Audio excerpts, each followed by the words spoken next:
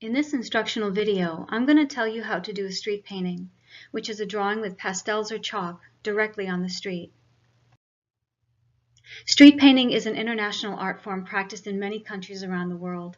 I Madonnati do it in Italy, and it's called Rangoli in India.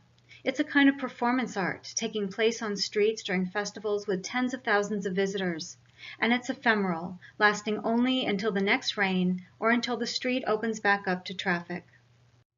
The first step is to choose an image, and in general there are two kinds, flat images and 3D images, which will appear to be above or below street level.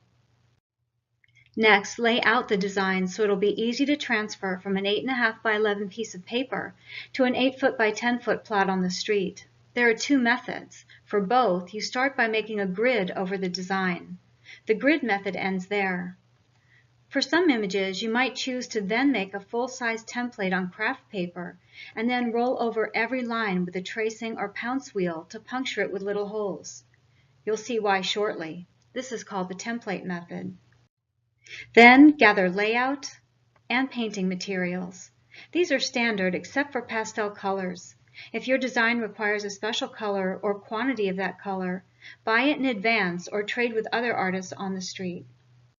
On the day of the event, check in, find your assigned spot, and check the actual size of the space and resize if necessary. This is a good time to meet fellow street painting neighbors too. Next, lay out your frame and check for 90-degree corners. Prepare tempera paint as a primer or binder to help the chalk stick to the pavement. For a flat design, fill the frame with tempera and set up your protective tarp while it fully dries. Unroll your template and spray chalk dust over it so it sifts through the punctures and leaves a very light outline. It's hard to see, but it is there. For 3D designs, draw your grid and the outline of the object. Paint the tempera only inside the outline. Now start layering colors. You can talk with neighbors and festival goers now too. You should always be prepared for hazards and cover your painting at night.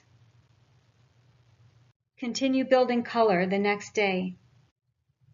Once your drawing is done, take a picture and send it to your sponsor as a thank you. Now that you know how it's done, I hope you will participate in or visit a street painting festival near you.